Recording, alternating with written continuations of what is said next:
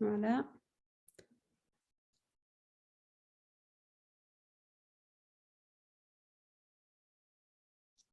Je te vois plus, Kauthar.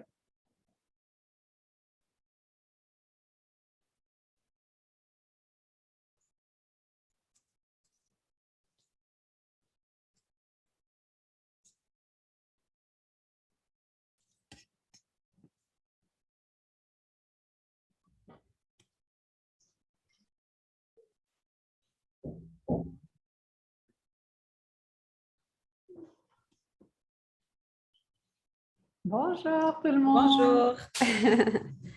Euh, on est en train de accepter les membres qui sont dans la waiting room et on commence dans une minute ou deux. D'accord. Et déjà, bonjour et bienvenue à tous ceux qui sont déjà là. Je suis super contente. Merci Sémia pour ton invitation et je suis très contente d'être là avec vous aujourd'hui puis de partager ce moment ensemble. Bonjour. Bonjour tout le monde.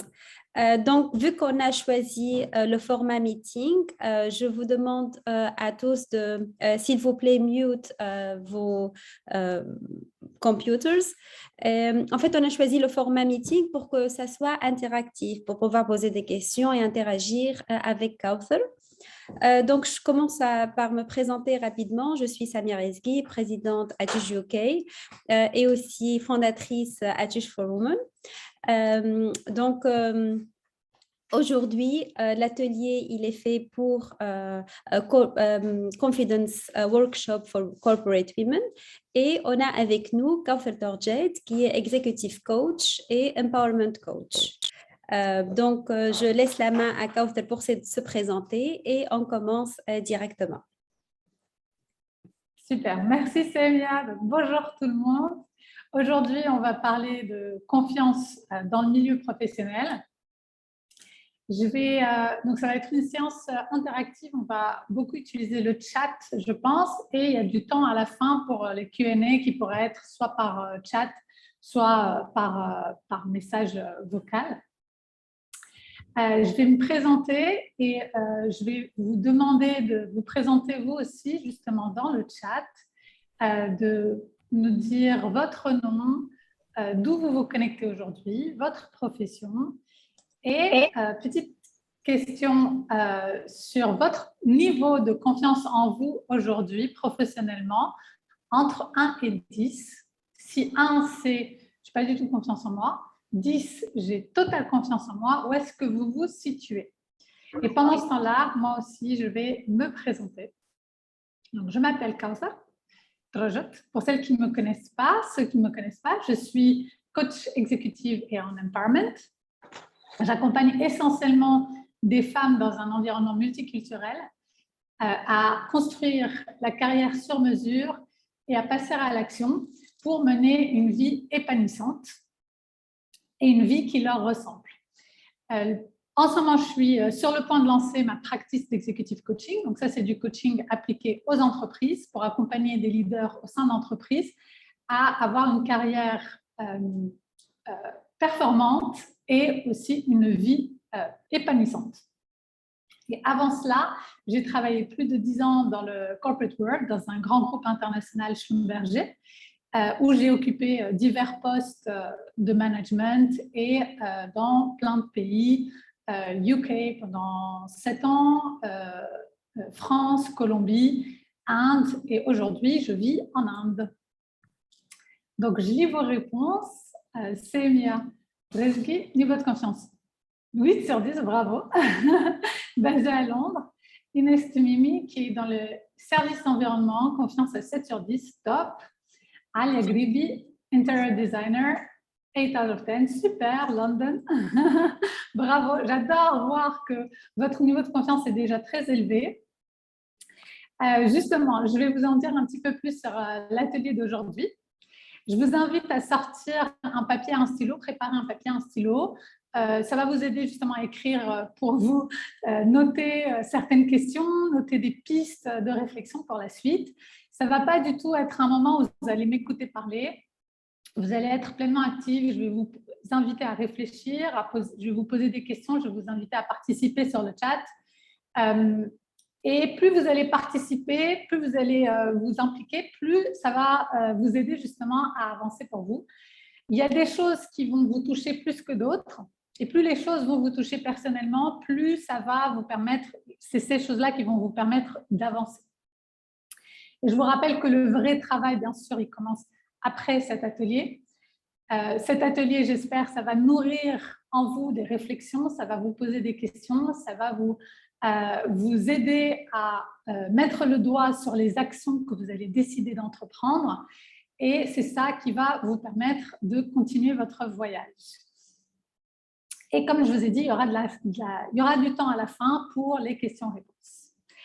Alors, je continue de lire. Nous avons Souhir Faneri 2 sur 10, donc je pense que c'est la confiance en soi, qui est consultante. Donc là, il y a un petit dip. On va voir justement comment augmenter ça.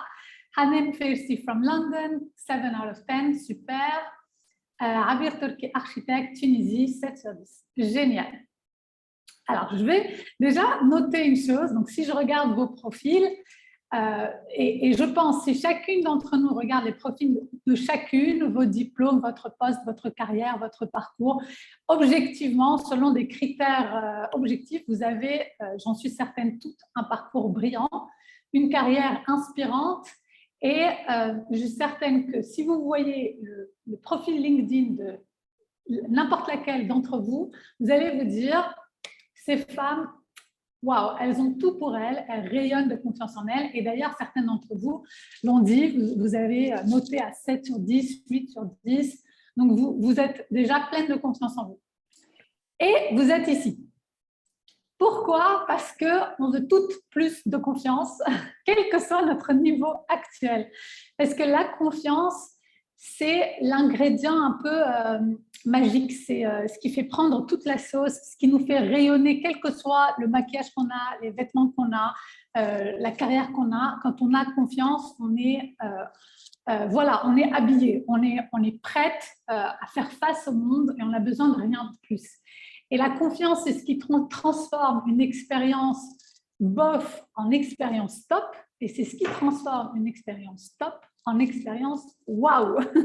Et donc, quel que soit votre niveau actuel, augmentez votre confiance, ça augmentera votre plaisir au quotidien. Vous allez rayonner davantage, être davantage magnétique. Donc, bravo de vous être accordé ce temps aujourd'hui et on va justement rentrer dans le vif du sujet. Je finis de lire, donc on a Doha Belhaj qui est propriétaire de maison d'hôtes à la Médina Haut, 5 sur 10. Donc là aussi, il y a une marge. Alors dans le cas de tout le monde, il y a une marge de progression. Il n'y a pas de 10 sur 10 et je suis certaine que même les personnes qui sont à 10 sur 10 seraient heureuses de grappiller encore plus de confiance. Donc je vais vous inviter à réfléchir à ceci. C'est quoi pour vous la confiance à 10 sur 10?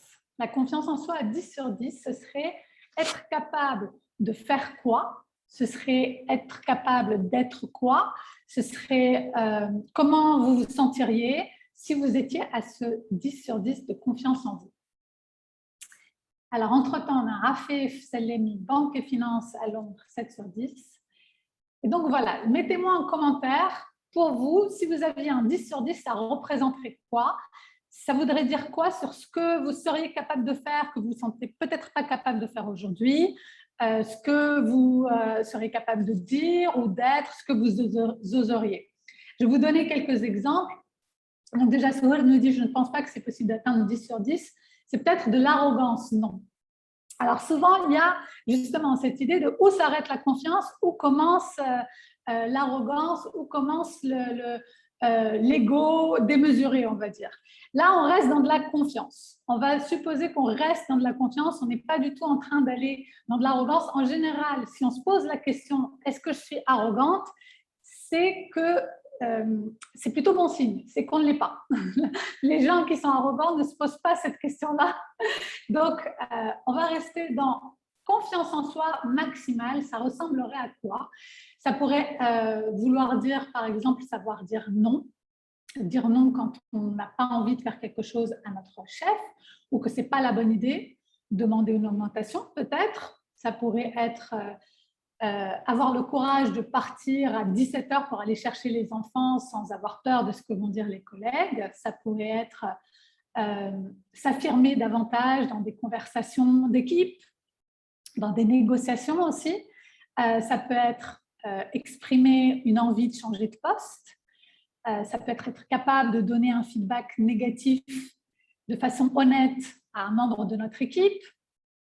Ça peut être, si vous travaillez à votre compte, augmenter vos tarifs, dire non à une prestation qui ne vous intéresse pas, oser aller à des événements de networking. Donc, qu'est-ce que c'est pour vous le 10 sur 10 ? Je vous invite à répondre en commentaire. Alors, et je lis vos réponses. Si c'est possible, ce serait de rayonner dans son propre environnement optimalement. Et justement, rayonner, ça veut dire quoi pour toi, Sourire ? Ça veut dire ressentir quoi ou être capable de faire quoi, de dire quoi. Hané nous dit aligner dans ma vie professionnelle et personnelle et avoir la même confiance en moi dans tous les domaines. Ça, c'est intéressant comme point, Hané. Donc, on voit bien qu'il y a certains points dans notre vie où on a plus confiance que d'autres. Et là, une question pour toi, c'est justement d'explorer qu'est-ce qui fait que tu as confiance en toi là où tu as autant confiance en toi et qu'est-ce que tu peux apprendre de ces sphères de vie-là que tu peux réappliquer dans les autres sphères où aujourd'hui tu penses que tu n'as pas autant confiance en toi. Inès nous dit être capable de faire des choses qui me passionnent et vivre pleinement les choses. Ce serait quoi justement ces choses qui te passionnent ? Et ce serait quoi vivre pleinement ? Qu'est-ce qui fait qu'aujourd'hui, tu ne les vis pas pleinement ? C'est quoi la différence ? Qu'est-ce qui manque finalement ? Parce que tout ça, ça reste un peu vague et je veux vous pousser à aller plus dans le détail de compréhension personnelle. Là, on va aller profondément en vous. We're gonna dig deep. Alors, Cyril nous dit qu'elle est en coopération internationale, waste management, confiance à 7 sur 10. Top, top. Donc, Céline, bienvenue. Alia nous dit à quoi ça ressemble pour elle un 10 sur 10 ? Approcher de nouveaux clients avec facilité, ouais, ou vendre avec facilité aussi peut-être. S'affirmer et trouver sa place. C'est quoi cette place, justement ? Est-ce que tu as une idée, Inès, de ce que c'est que cette place que tu n'as pas aujourd'hui, peut-être ? Et s'affirmer, ça veut dire quoi par rapport à ce que tu ne fais pas encore aujourd'hui, peut-être ? Shiraz nous dit 10 out of 10 is knowing your strengths and weaknesses and being comfortable managing both. Nice, on va en parler de tout ça. Souhir nous dit que c'est être capable de faire ce dont on a envie de faire raisonnablement et être utile aux autres. Et Abir nous dit 10 sur 10, c'est avoir une grande influence et le pouvoir de convaincre. Donc, Abir, il y a cette question de confiance par rapport aux autres, donc être capable d'influencer les autres. Et sourire, c'est les autres, être utile aux autres, mais aussi être capable de se connaître soi et de faire ce dont on a envie. Et ces deux points sont très, très importants et sont très complémentaires souvent. Et se connaître soi, c'est ce qui va nous aider justement à pouvoir aider les autres, même si c'est contre-intuitif. Génial. Donc déjà, vous avez une idée de ce qui vous fait envie. C'est important que ça soit très clair dans votre tête. On va y revenir plus tard. Il y aura d'autres questions qui vont vous aider encore plus à clarifier ça. Un point important, c'est que, et on l'a soulevé, l'une d'entre vous a parlé des différentes sphères de sa vie, de certaines sphères où elle a plus confiance que d'autres. Il y a un point que je veux rétablir dès le début, qui est très important, c'est que la confiance, ça ne s'apprend pas, ça se retrouve. Et alors, ce que je dis, ce n'est pas un slogan de coach, je vais vous expliquer ce que je veux dire par là. Je pense que si chacune d'entre vous, vous prenez quelques instants pour vous souvenir d'un moment de votre vie ou d'une sphère de votre vie peut-être, où vous étiez en pleine confiance, où vous avez pleine confiance en vous. Une sphère de votre vie et un moment de votre vie où vous vous sentiez au top, où justement vous étiez capable de faire ce dont vous aviez envie, vous ne vous souciez pas des autres, vous aviez une grande influence sur les autres. Ça peut être quand vous étiez enfant. Généralement, les enfants, ils sont très désinhibés, ils font vraiment ce qu'ils veulent, ils expriment qui ils sont, ils n'ont pas peur du regard des autres. Ça peut être peut-être quand vous avez eu des grandes réussites scolaires, des réussites professionnelles, des moments où vous vous sentiez vraiment au sommet d'une montagne et où vous étiez capable de tout faire, tout remplir. Et bien, je suis certaine que chacune d'entre vous, vous avez un moment comme ça. Au moins un moment, au moins une partie de votre vie, peut-être la naissance d'un enfant, peut-être réussir un projet, retrouver une personne qui vous est chère, le jour de votre mariage, quel que soit le souvenir pour vous, les moments de succès souvent, on est totalement d'accord, c'est bien. C'est des moments où on est, voilà, une négociation qui a réussi, vous avez demandé quelque chose, vous l'avez eu, etc. Tout ça, c'est des moments où on voit à quel point on a confiance en nous. Et on est toutes nées avec cette confiance en nous. Elle est là, elle est au fond de nous. On n'a rien à apprendre, on a juste, c'est pas apprendre, c'est désapprendre.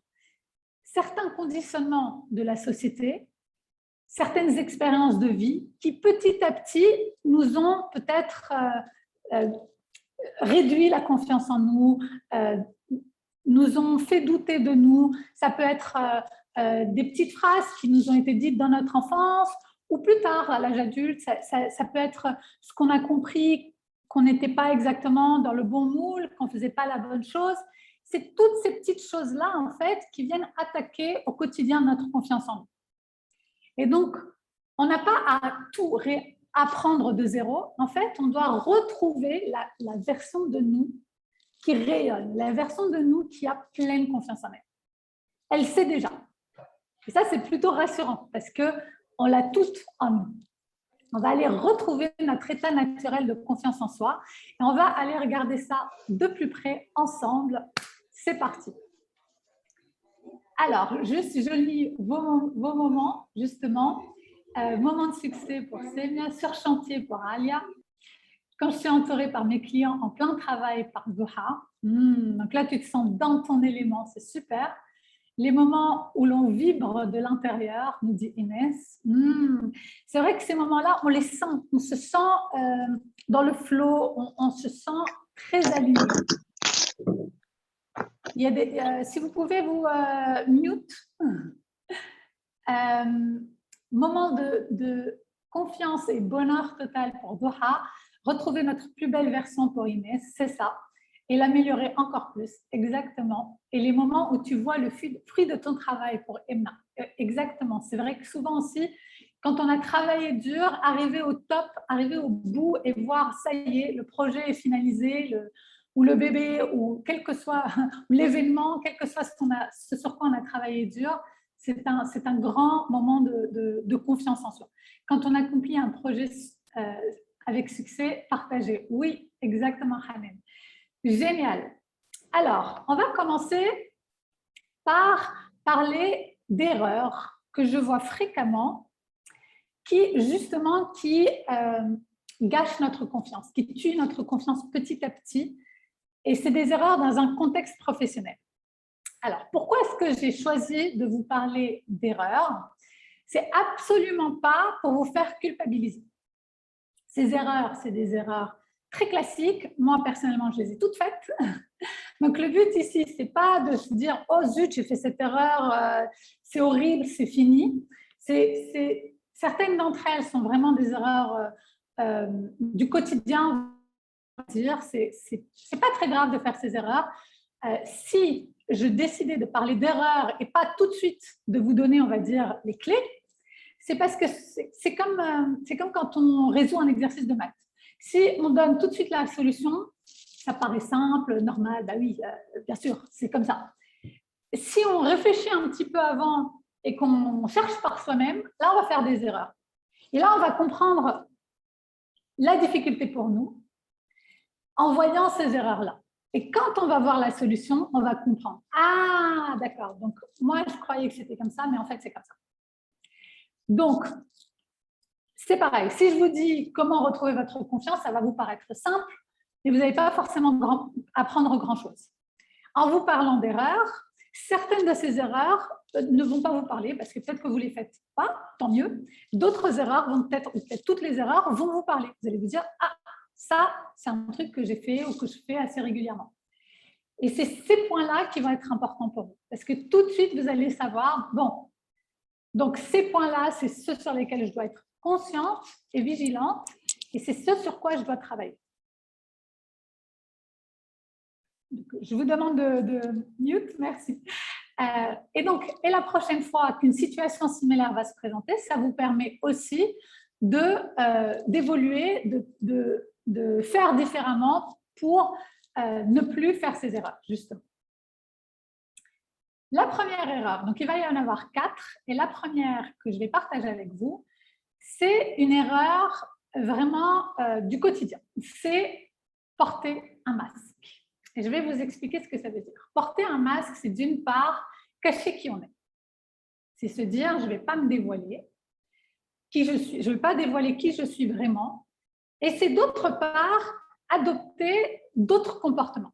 Des comportements dont on pense qu'ils sont plus justes pour la situation, plus adéquats. Et ça arrive très souvent dans le monde professionnel. On le fait en général parce qu'on se dit que nous, tels qu'on est, on n'est pas vraiment adaptés. Et ça arrive très souvent quand on est des femmes, quand on voit qu'on est la minorité, quand on voit qu'on ne fait pas partie du moule, on va essayer de s'adapter au moule. Et on va essayer de faire peut-être comme d'autres personnes en se disant bah, ce sera peut-être plus adapté que moi-même. Et je vais vous donner des exemples. Le masque de Covid. Là, on parle du masque de théâtre. Hein. Ce n'est pas juste la bouche et le nez. Et ça peut être aussi simple. Peut-être que certains d'entre vous, certaines d'entre vous le font. Ça peut être aussi simple que les tenues qu'on choisit de porter. De se dire, je ne vais pas m'habiller tel que je suis. Je ne vais pas mettre des choses qui me font plaisir, dans lesquelles je suis confortable, mais je vais m'habiller de façon adaptée à la circonstance. Et ce ne sera peut-être pas du tout confortable pour moi.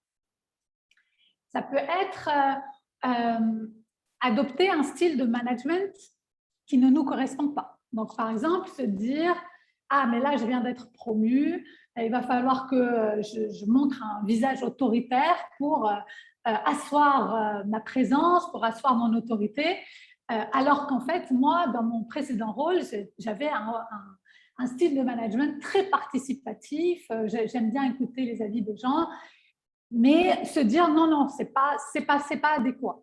Ou au contraire, pas au contraire, mais un autre exemple de style de management, c'est d'essayer d'être très extraverti alors qu'on est quelqu'un de plutôt pudique et plutôt réservé. Ça peut être ne pas oser dire non. À un moment, on a envie de dire non parce qu'on se dit non, ça ne va pas être toléré, ce n'est pas ce qu'on attend de moi. Souvent, cette phrase, elle revient. Ce n'est pas ce qu'on attend de moi, ce n'est pas ce que les autres font, ce n'est pas ce que les autres pensent. Ou ne pas oser exprimer son opinion, ne pas oser donner son avis par peur de déplaire. Quand on commence un nouveau job, exactement. Essayer d'être trop tolérant ou au contraire, essayer d'être trop autoritaire. Donc, tous ces trucs, on sort de notre nature, en fait, et on essaie d'adopter des comportements dont on pense qu'ils seront mieux. Est-ce que ça vous parle? Je vous invite à partager en commentaire vos exemples, vos situations de justement porter ce masque social, se déguiser, être quelqu'un qu'on n'est pas vraiment au fond. Moi, je vais vous raconter une anecdote. Mon premier rôle de management, la manager que je remplaçais m'avait prise à part, elle voulait me donner des conseils avant de partir.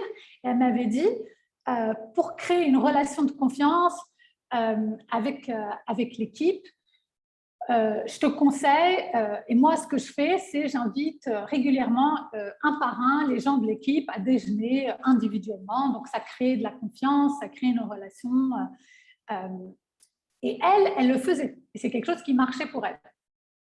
Ça partait bien sûr d'une bonne intention de me donner ce conseil-là. Sauf qu'en fait, moi, ça ne me correspondait absolument pas. Moi, je n'avais pas du tout ce degré d'intimité avec les gens avec qui je travaille. Ce n'était pas quelque chose qui était naturel pour moi. Ce n'était pas du tout ma nature. Et j'ai vraiment longtemps réfléchi à me dire peut-être qu'il faut que je le fasse parce que sinon ça va mal se passer. Finalement, j'ai préféré suivre mon instinct et ma propre personnalité et faire les choses, même si c'était mon premier rôle de management et que je ne savais pas forcément, je n'avais pas d'expérience d'avant. Et ça ne m'a pas empêché de développer une relation de confiance spécifique avec chacun des individus de l'équipe sans aller déjeuner avec eux, avec d'autres outils, d'autres façons qui étaient complètement adaptées à moi, à mon style, à ce avec quoi j'étais à l'aise. Alors, pendant ce temps-là, vous m'avez dit, alors, des fois, essayer d'être trop tolérant, ne pas s'exprimer, oui, donc ne pas oser dire ce qu'on a envie de dire, s'adapter au contexte ne fait pas partie du jeu réellement. Alors, il y a une limite entre s'adapter au contexte et changer qui on est. Quand ça commence à ne plus être aligné avec nos valeurs, avec qui on est, et que ça commence à créer en nous de la frustration, c'est qu'on est en train de porter un masque.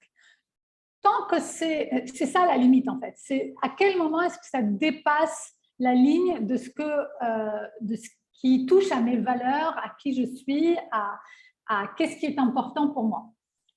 Par exemple, si on s'adapte parce qu'on va parler la langue qui est parlée au bureau, bah, ça faisait partie, voilà, on a fait l'entretien, il était en anglais, on sait qu'il va falloir parler en anglais. Peut-être que moi, je préfère parler en arabe ou en français, mais je m'adapte. Ou peut-être que il faut venir au boulot à telle heure le matin. Moi, je préférerais venir plus tard, mais je m'adapte. À quel moment est-ce que ça dépasse tes propres limites ou ça commence à franchir les barrières de tes propres valeurs? Donc, c'est important pour ça de savoir justement qu'est-ce qui compte pour toi, quelles sont tes propres valeurs. Alors, et dis-moi, Emma, si justement ça répond à ta question. Semia nous dit en général, on le porte quand on n'est pas à l'aise ou dans un environnement nouveau. Oui, exactement. C'est un peu un cercle vicieux parce qu'on manque de confiance en soi. Alors, on met un masque et je vais vous expliquer justement en quoi c'est un problème pour la confiance en soi et finalement, ça s'auto-entretient. Rabé nous dit ne pas s'exprimer et s'affirmer, être spectatrice. Oui, exactement. Quand on commence, c'est important aussi d'avoir un moment où on est observateur, parce que c'est là qu'on va comprendre comment les choses se passent ailleurs. Mais si au bout d'un moment, on réalise qu'en fait, ben voilà, on a épousé le rôle de l'observatrice et qu'on est spectatrice, on n'est même plus observatrice, et que ça nous dérange, c'est que c'est là qu'on a dépassé, on a franchi la limite. En général, Semia nous dit, je suis moi-même, ça peut ne pas plaire, mais j'essaie de rester dans mes positions. Oui, et tu as raison de rester toi-même. Et il y a un proverbe anglais qui dit, even the juiciest peaches cannot please everyone. Même les pêches les plus juteuses ne plaisent pas à tout le monde. Donc, c'est normal de ne pas plaire à tout le monde. C'est pas grave en fait. Parce que ça veut dire que ceux à qui tu vas plaire, tu vas leur plaire énormément. Il n'y a pas de quoi, Emma. Alors, Shiraz, we have to adapt, we need to stay true to our values. Je suis trop spontanée et je me trouve en train de me brimer ma spontanéité pour que je sois comprise ou entendue ou devenir convaincante. Alors, qu'est-ce que ça veut dire pour toi être trop spontanée? Parce que justement, si ta nature, c'est d'être spontanée, ça veut dire quoi être trop? Il y a cette tendance à croire qu'on est trop ceci, trop cela, pas assez ceci, pas assez cela. C'est souvent des messages bombardés par la société. Si c'est toi, c'est toi. Et en quoi c'est un problème que tu sois spontané? Ensuite, Ahlem nous dit, en même temps, il faut prendre en compte notre entourage professionnel et anticiper leurs réactions. Très juste. Donc, il faut savoir équilibrer ses besoins à soi et les besoins des autres. Inès nous dit, ça dépasse nos limites quand ça touche nos valeurs ou alors quand on n'est pas dans notre assiette. Oui. Les gens n'aiment pas la sincérité. Bon, moi, je fais très attention avec les phrases « les gens aiment ou n'aiment pas ceci ». Qui sont ces gens? Je pense que moi, personnellement, j'aime la sincérité. Je suis certaine, si on fait un sondage dans la salle, beaucoup de gens aiment la sincérité. Donc, ça, parfois, quand on se dit les gens n'aiment pas ceci, les gens sont comme ça, les gens sont comme ci, c'est des pensées qu'on auto-entretient pour soi. Et à quoi ça ressemblerait pour toi de te dire, en fait, les gens m'aimeront tel que je suis, et peut-être que ça t'aidera à changer la façon dont tu vois les choses. Ravid nous dit chercher à voir la vie de l'autre sur soi-même. Donc, chercher la validation de l'autre. Et ça, c'est souvent le cas quand on ne se donne pas à soi-même cette validation. Donc, on va la chercher à l'entourage. Je vois le petit sondage. Sohir nous dit, dans mon entourage professionnel, je veux dire, la sincérité est regardée d'un mauvais œil. Ça, encore une fois, il faudrait faire un sondage. Il faudrait tester les gens parce que ça. À quel point est-ce que ça, c'est une croyance ancrée dans ta tête, ou à quel point c'est un fait?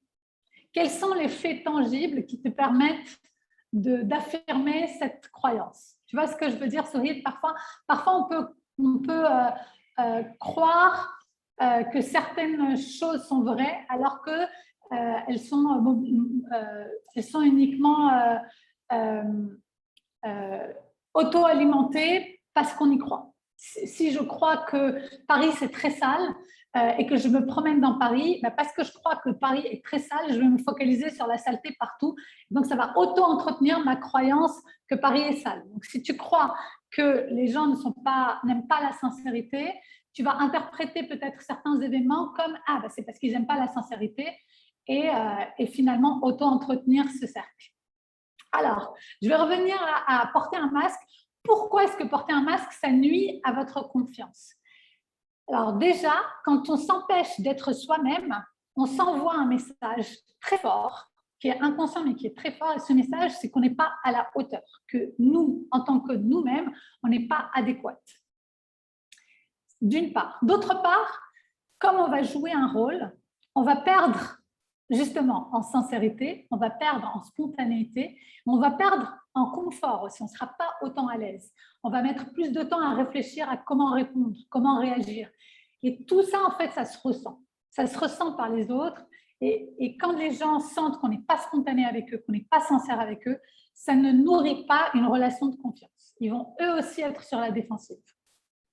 Et troisièmement, parce que porter un masque, cacher qui on est et essayer d'être quelqu'un d'autre, ça demande énormément d'énergie, ça demande énormément d'efforts. Toute cette énergie, tous ces efforts, on ne pourra pas les mettre ailleurs. On ne pourra pas les mettre dans notre boulot, dans nos activités, dans ce qui fait vraiment la valeur de notre travail. Et ça veut dire que forcément, on va moins bien faire ou moins faire. Et donc, ça va impacter notre confiance parce qu'on ne sera pas à notre top. Donc ça, c'est porter un masque. Première erreur. Je vous invite justement à réfléchir sur ça. Est-ce que ça vous parle? Quelle situation vous pourriez changer? Comment vous pourriez les changer? On va voir davantage. La deuxième erreur fréquente que je vois, c'est douter de soi constamment. Douter de soi constamment, c'est assez clair, c'est ne pas se faire confiance, se remettre en question continuellement, se parler négativement. C'est la petite voix dans la tête qui dit « Merde, t'es pas assez bien, mais pourquoi t'as pas fait ci, et pourquoi t'en es que là ?» Et quand on a un avis, c'est « Ah mais bien sûr, c'était obligé, t'étais pas… » Enfin, c'est la petite voix qui vient comme ça dans la tête nous dire toutes les raisons pour lesquelles on n'est pas assez bien. C'est cette autocritique constante. Des exemples concrets que vous avez peut-être déjà vécu. Vous êtes en réunion, vous êtes en train de présenter et là, on vous pose une question à laquelle vous ne vous attendiez pas. Et c'est de se dire, c'est de se déconnecter de la présentation des autres, de l'attention qu'on avait vers les autres et de se reconnecter intérieurement sur soi et de se dire oh, « Zut, pourquoi je n'ai pas préparé cette question ?» Ils vont se rendre compte que je n'ai pas le niveau. Ils vont savoir que je ne connais pas mon dossier. Ils vont voir que je ne suis pas au niveau, etc., que je suis une fraude, etc., etc. Et là, c'est l'engrenage. on va se mettre à balbutier, on va rougir, on va transpirer sous les aisselles, on ne va plus être à l'aise. Et donc, tout ça, ça va impacter notre confiance et ça va nous faire perdre le fil. Et c'est vraiment un engrenage. Un autre exemple, ça vous parle peut-être, c'est mon mari qui m'a dit que lui, ça lui arrivait souvent. Quand ta manager veut te parler, elle t'envoie un email ou elle te croise, elle te dit « Ah, je voudrais te parler tout à l'heure, j'ai quelque chose à te dire ». Et là, tout de suite, de se dire « Ah là là là », de s'imaginer le pire, de se dire « C'est parce que j'étais en retard l'autre jour » ou « C'est le dernier dossier que j'ai rendu, il n'est pas top, j'ai fait des erreurs, elle va me parler de ça ». Tout de suite sauter au pire et s'imaginer le pire. Et ce doute de soi qui est constant, c'est souvent très lié au syndrome de l'imposteur. Alors, je vais lire vos commentaires. Là, j'ai l'impression qu'il y a beaucoup de gens qui... Alors, on va laisser la sincérité sur le côté pour avancer. Je reviendrai là-dessus, Inès, et on peut en revenir là-dessus en question-réponse. Douter de soi, toujours mon problème, Doha. Donc ça, c'est quelque chose de très fréquent. Comment surpasser ce doute? C'est justement je garde cette autre question, Inès, pour la fin de l'atelier, voir si elle est encore présente pour toi ou si justement les clés que je vais te donner te permettront de dépasser ce doute. Comment être sûr du bon choix? Là aussi, il y a cette notion de bon choix, c'est intéressant. On a cette impression que... Alors, Inès, je vais t'inviter à réfléchir à l'idée que le bon choix n'existe pas. On a l'impression qu'il y a 2 portes ou 10 portes, qu'il y a une porte où si tu ouvres, tu vas avoir la caverne d'Ali Baba, et si tu ouvres les autres portes, il n'y aura rien. Moi, je t'invite à réfléchir différemment, à te dire, chaque porte, elle ouvre sur ce que je veux. Un chemin que je vais devoir construire moi-même. Et c'est ça qui va en faire le bon choix, quelle que soit la porte que tu vas choisir. Il n'y a pas de bon ou de mauvais choix, il n'y a que ce que tu vas en faire. Et déjà, se libérer de cette idée qu'il y aurait un bon choix et donc des mauvais choix, ça libère d'un poids et d'une pression, de se dire « Oh mon Dieu, et si c'était le mauvais choix ?» Parce que c'est en se disant « Si c'est le mauvais choix, si j'ai fait le mauvais choix », qu'on arrête de labourer son champ et de regarder à côté. Et il y a un proverbe qui dit « L'herbe est plus verte là où on l'arrose ». Donc, ce qui compte, c'est ce que tu en fais de ce choix. Alors, donc je continue. Existe-t-il des outils? Oui, justement, il existe beaucoup d'outils et ça passe par reprogrammer son cerveau, apprendre à gérer ses pensées, ses émotions et ses pensées sur soi et sur les autres. Se déconnecter des autres, c'est impossible à réaliser, du moins pour moi, nous dit Sourire. Donc, c'est des habitudes à prendre et comme je dis, c'est de la reprogrammation du cerveau. C'est aussi penser à ce que pensent les autres de nous constamment, exactement. Et ça, encore une fois, ça prend de l'énergie, ça nous bouffe de l'énergie qu'on ne met pas ailleurs. D'où ça vient d'imaginer le pire? Et je vais répondre à ta question, c'est bien. Ça me parle trop, ce genre de situation, et c'est très frustrant. Comment les dépasser? Donc, pareil, Ahlim, j'espère qu'à la fin de l'atelier, tu auras déjà des clés. Alors, pourquoi on fait ça? Pourquoi on doute de soi et pourquoi certaines personnes doutent de soi constamment? Je veux vous rassurer. En fait, quand on fait ça, c'est qu'on laisse notre cerveau agir en mode automatique. Notre cerveau a évolué pendant des millénaires, des dizaines de millénaires pour en arriver jusqu'ici. Ce qui nous a permis de survivre, c'est que notre cerveau attire davantage son attention sur ce qui lui paraît risqué, ce qui lui paraît threatening, donc menaçant. Il faut savoir que dans notre cerveau, nous avons à peu près 60 000 pensées par jour. C'est énorme, hein? Énorme. Sur ces 60 000 pensées par jour, 95% sont identiques à la veille. Donc, on radote. On est vraiment dans une boucle infinie des mêmes pensées qui tournent en boucle. Et sur ces 60 000 pensées par jour, 80% sont négatives. Ça, c'est le fonctionnement automatique du cerveau. C'est l'état naturel. C'est ce qui a permis à l'être humain de survivre à tous les dangers en focalisant son attention sur ce qui présente un risque à sa survie. Sauf qu'aujourd'hui, on arrive à des situations où on se focalise sur des choses négatives, mais qui ne sont pas risquées pour notre survie. Donc, ce qu'il faut apprendre à faire, c'est à rétablir plus d'équilibre. C'est à cultiver en nous des pensées plus positives, c'est à s'habituer, c'est changer la façon dont notre cerveau fonctionne pour consciemment attirer davantage notre attention sur ce qui est bien, ce qui est positif, les possibilités, plutôt que sur tout ce qui est négatif, tout ce qui ne va pas bien. Et tout ça, ça passe par des outils par exemple, de méditation pour apprendre à observer ses pensées, par exemple, de gratitude pour apprendre à se focaliser sur le positif, etc. etc. Tout ça, c'est des outils qu'on pratique en coaching, que je pratique avec mes clientes. D'ailleurs, je vais vous parler justement d'une de mes clientes qui était dans cet état-là. Et si on n'a pas les outils pour reprendre le dessus, eh ben, en fait, c'est ça qui va se passer. On va sombrer dans la spirale de doute et de la négativité. Alors, pourquoi ça nuit à la confiance? Je pense que ça, vous avez déjà une idée. Déjà parce que plus on va être dans ces pensées-là, plus on ne va pas être dans les faits réels. Donc, on va se déconnecter de la réalité et on ne va plus s'évaluer sur une base de faits, mais sur une base de ressenti, de ce qu'on pense, de ce qu'on se répète depuis des jours et des jours. Et ça veut dire qu'on va mal s'évaluer. On va s'évaluer le plus souvent en dessous de nos compétences réelles. Et donc, forcément, ça va nuire à notre confiance. Donc, c'est un cercle vicieux. Plus on va se parler négativement, douter de soi, plus on va entretenir cette négativité, plus on va se remettre en question, plus ça va nous rendre négatifs. Et à la longue, si les doutes ressortent à l'extérieur, si on commence à tout le temps douter même face à d'autres personnes, eh ben, ça peut avoir un impact sur la façon dans laquelle les autres vont nous regarder. Ils vont se dire, cette personne-là doute d'elle, visiblement. Et donc, ça va les faire douter de nos compétences. Et par conséquent, ils nous feront moins confiance. Et si eux nous font moins confiance, on va encore plus douter. Et donc, encore une fois, c'est un engrenage.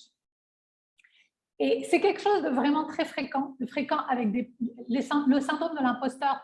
C'est d'autant plus fréquent que les personnes sont brillantes, parce qu'il y a un petit peu de côté de quand on ne sait pas qu'on ne sait pas, eh ben on est un peu dans l'ignorance et on est un peu ce qu'on appelle blissful ignorance. On est heureux parce qu'on ne sait pas qu'on ne sait pas. Mais à mesure qu'on apprend des choses et qu'on se développe, on commence à voir l'étendue de ce qu'on ne sait pas. Et ça contribue aussi à ce syndrome de l'imposteur et au doute de soi, parce qu'on réalise que peut-être que je sais ça, mais il y a tellement d'autres choses, ça nous rend humble aussi. Il y a tellement d'autres choses que je ne sais pas, que je ne maîtrise pas. Et en particulier, j'ai une cliente qui voulait être promue au rôle de sa manager. Donc, c'était un rôle global, c'était vraiment quelque chose qui lui tenait à cœur et qu'elle s'était mis en tête depuis un moment. Mais elle doutait de ses capacités. Elle doutait de est-ce que mon comportement est bon? Est-ce qu'ils vont me faire confiance? Alors que factuellement, quand elle listait ses compétences matchaient le rôle. Donc, ensemble, justement, on a travaillé sur sa gestion des émotions, sur la façon dont elle communiquait avec d'autres personnes pour communiquer de la confiance et pour elle-même se faire davantage confiance, et pour apprendre à faire la part des choses entre ses perceptions à elle, qui étaient du domaine des pensées, donc un peu ce dont je te parlais, Inès, tout à l'heure, ce qui était du domaine de ses pensées, versus ce qui est factuel, purement objectif, qui pourrait être écrit dans un journal, parce que voilà, il y a des faits concrets qui appuient ces données-là. Et c'est très facile en tant qu'être humain de confondre les deux, on fait ça tout le temps. Et justement, avec ce travail-là, elle a appris à faire la différence, à se décoller un peu. C'est intéressant, il y a une autre image, c'est l'image du velcro. En tant qu'être humain, on a un velcro à pensées négatives.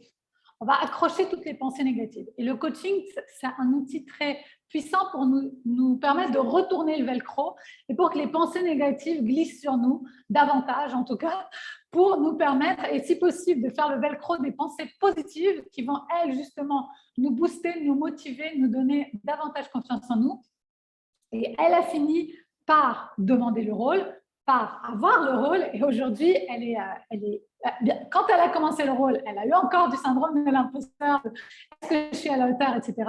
Et c'est en pratiquant petit à petit que maintenant, elle est pleinement épanouie dans ce nouveau rôle qu'elle méritait complètement, même si elle en doutait. Donc ça, c'est le doute de soi. C'est naturel de douter de soi. Quand ça devient obsessionnel et que ça nous empêche, qu'on y met toute notre énergie, que ça nous empêche de performer, c'est là que ça devient problématique. Mais c'est bien de douter de soi aussi, c'est de l'humilité, ça nous permet de bosser bien nos sujets, nos présentations, c'est un peu le trac, c'est bien d'avoir le trac. Moi, avant cet atelier, j'ai eu le trac, je peux vous dire. Alors, ensuite, la troisième erreur que je vois souvent, en particulier chez les femmes, c'est ce que j'appelle jouer la sécurité. Ça, ce que ça veut dire, c'est ne jamais prendre de risques, éviter à tout prix de sortir de sa zone de confort. Et je vais vous donner des exemples concrets. Ça peut être des exemples internes dans un poste ou même externes quand on souhaite changer de poste, de carrière, etc.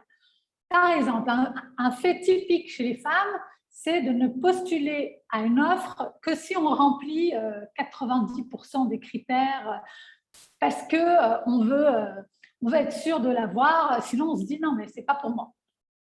Donc là, on prend zéro risque. Ou alors ne postuler que pour des postes qui sont dans la même industrie. Se dire, mais non, mais j'ai rien à faire dans une autre industrie, même si ça m'intéresse et que ça me plaît, pourquoi il me prendrait moi, etc. Et ne pas courir ce risque, avoir peur qu'on nous dise non, finalement. Alors que, bon, en Tunisie, on dit donc, finalement, ce n'est pas si grave que ça, même s'il y a un non, dit non sans non, s'il y a un oui en échange, c'était peut-être un risque qui valait le coup d'être pris. Ou des postes qui sont que du même background ou du même domaine. Ça peut être aussi ne pas s'autoriser à tenter des choses qui t'attirent, mais qui sont différentes, que tu n'as jamais faites auparavant.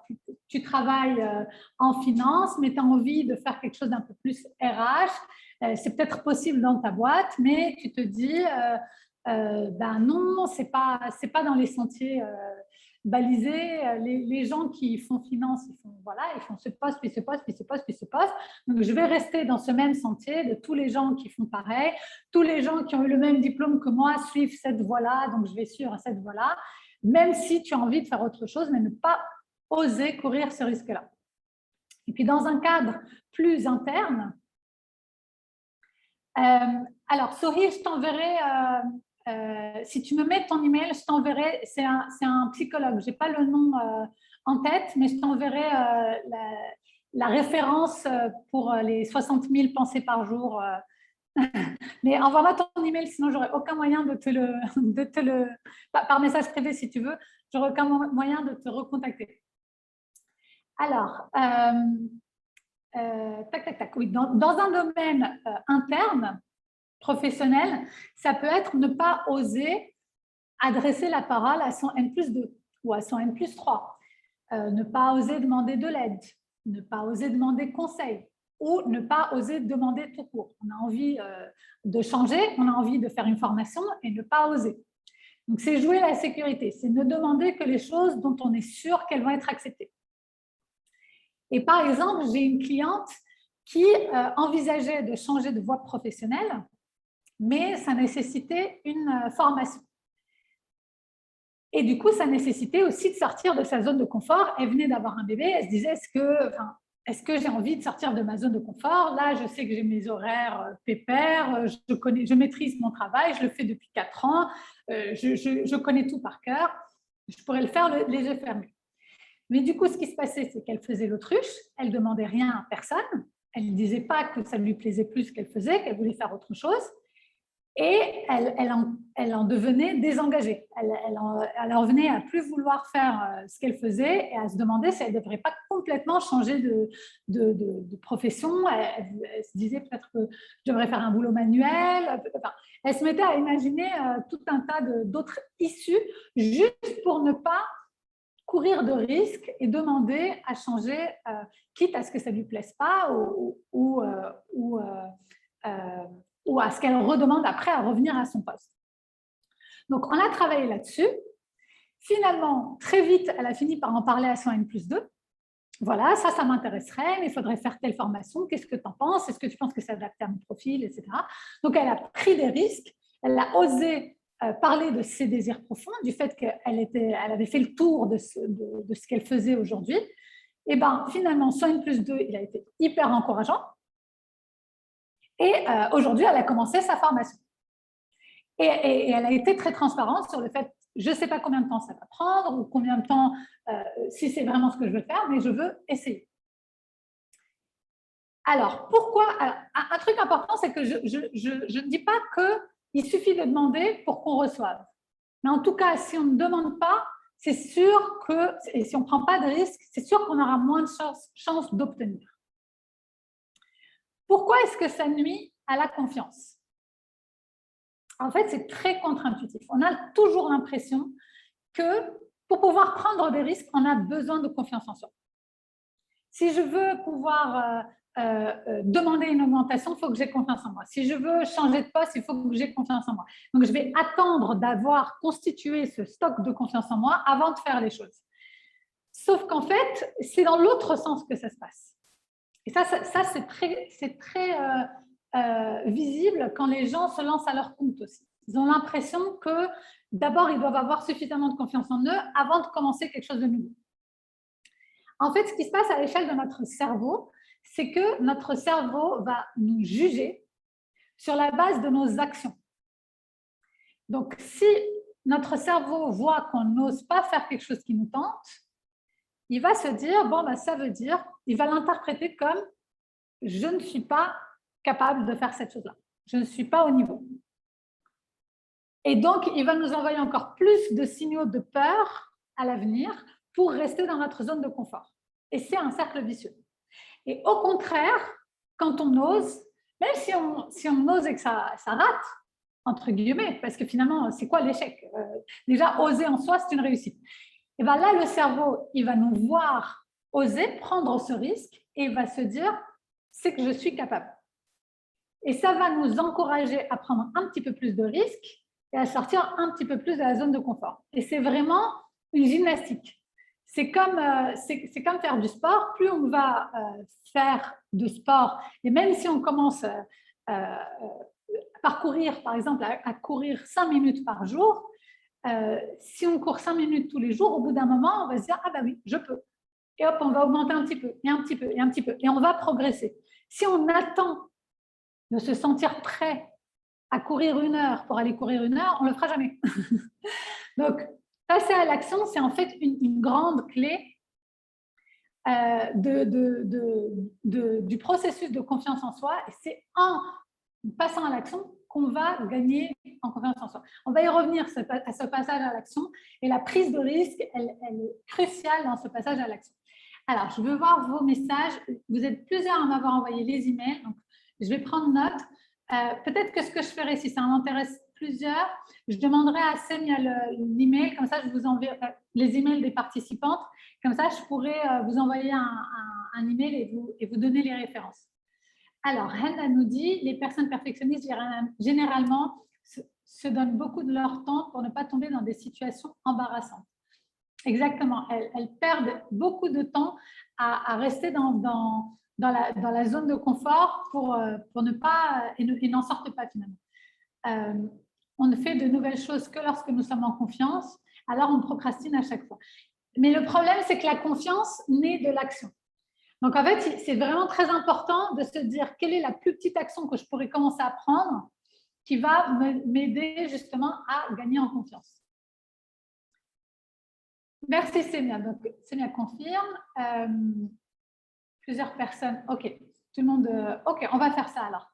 Ah, mais oui, sur la page, je ne sais pas si je commenterai peut-être sur ton post, c'est bien.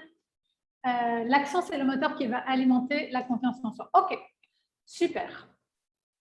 Et c'est exactement ça. L'action, ça alimente la confiance en soi. Donc, s'entraîner à passer à l'action et à prendre des risques.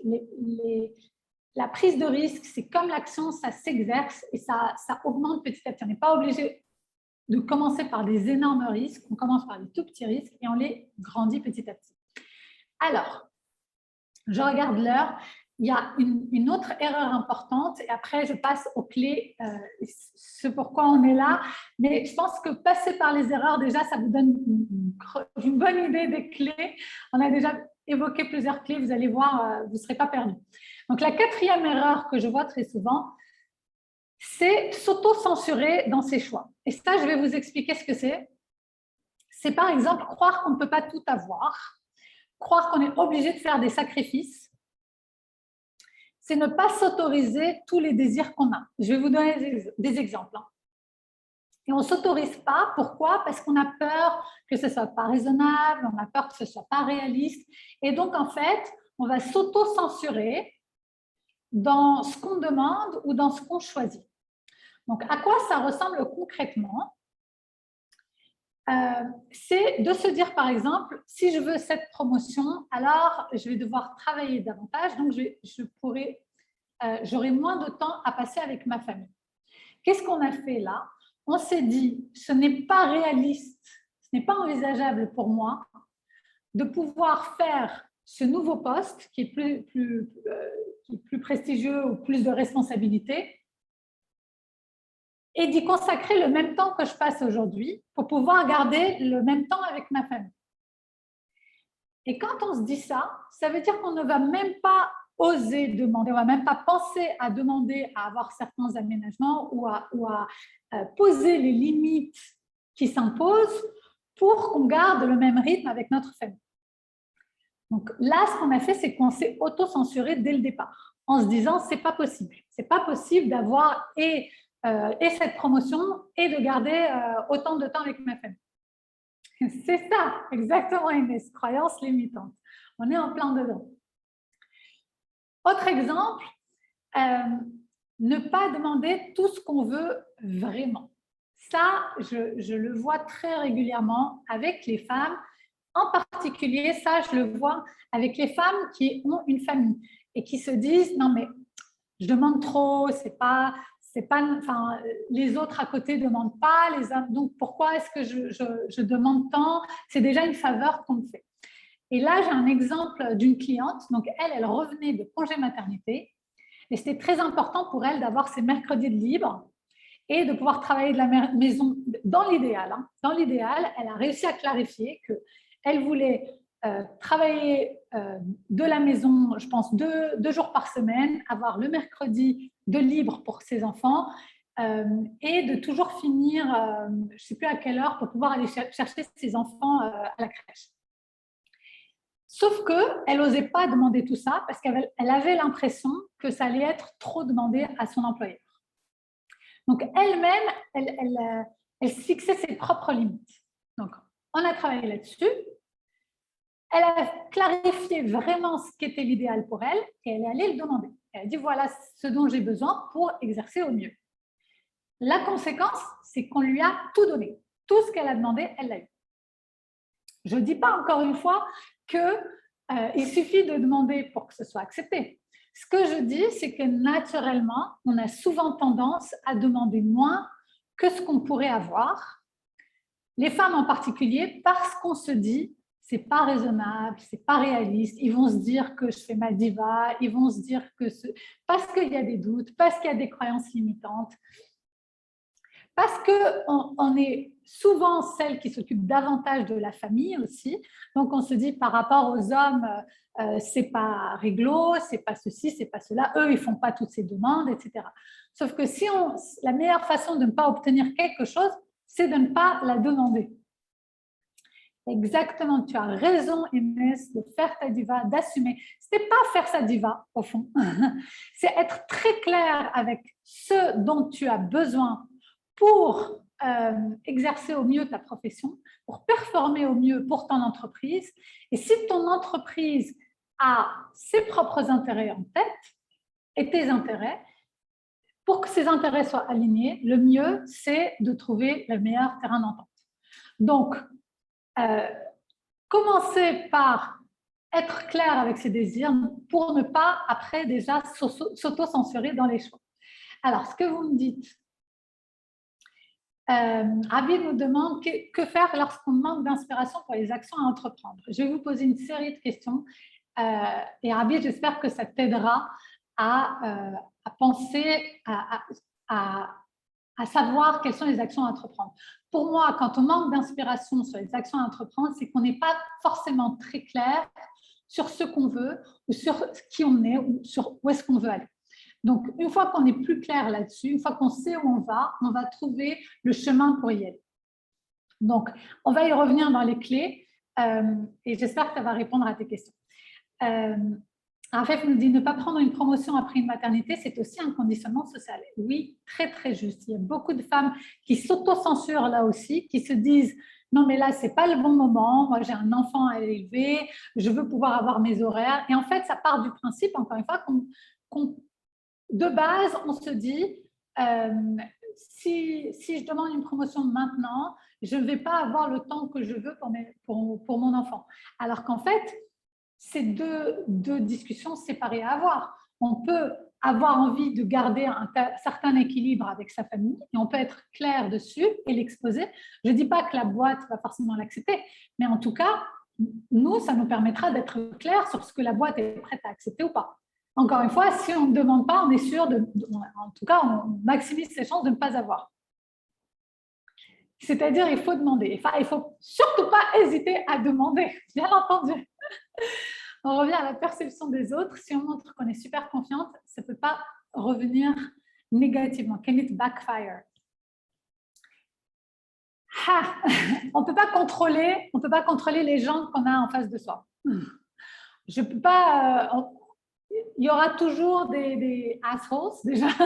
Donc, ça, on ne peut pas le contrôler. En revanche, on peut contrôler notre réaction à ça. Et on peut agir de façon transparente et assertive pour éviter ce genre de backfiring. Si on agit toujours de façon transparente, et il y a des outils aussi dans la façon de présenter ces doléances ou ces désirs ou ces demandes qui restent très assertives en fait. Je pense que la solution dans ces cas-là, c'est vraiment l'assertivité. C'est de séparer les émotions, je pense que, qu'est-ce qu'on va dire de moi, etc. De factuellement, voilà la valeur que j'apporte à la boîte, voilà les demandes que j'ai qui sont justifiées parce que ceci, cela. Parce que je suis dans telle situation, parce que j'apporte ceci, cela à la boîte. Et après, c'est une négociation. Il faut savoir, comme dans toute négociation, jusqu'où on est prêt à aller, ce qu'on n'est pas prêt à accepter, à quel moment on sort de table, à quel moment on arrête de négocier. Mais c'est comme toute autre négociation. Voilà. Est-ce qu'une négociation, ça peut backfire? Oui, si l'autre personne en face n'est pas honnête, mais a priori, si on part du principe que nous-mêmes, on est honnête et qu'on s'attend à être reçu avec honnêteté, si ce n'est pas le cas, il faut se poser d'autres questions. Est-ce que c'est aligné avec nos valeurs? Est-ce qu'on veut travailler dans une boîte qui a ce genre de valeurs par rapport aux nôtres?